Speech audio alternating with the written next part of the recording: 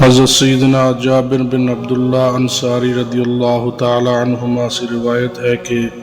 آپ صلی اللہ علیہ وآلہ وسلم نے وحی کے رک جانے کے زمانے کے حالات بیان فرماتے ہوئے کہا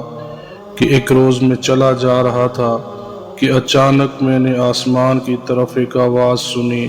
اور میں نے اپنا سر آسمان کی طرف اٹھایا تو کیا دیکھتا ہوں کہ وہی فرشتہ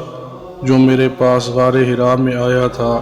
وہ آسمان و زمین کے بیچ میں ایک کرسی پر بیٹھا ہوا ہے۔ میں اس سے ڈر گیا اور گھر آنے پر میں نے پھر کمبل اوڑھنے کی خواہش ظاہر کی۔ اس وقت اللہ پاک کی طرف سے یہ آیات نازل ہوئیں،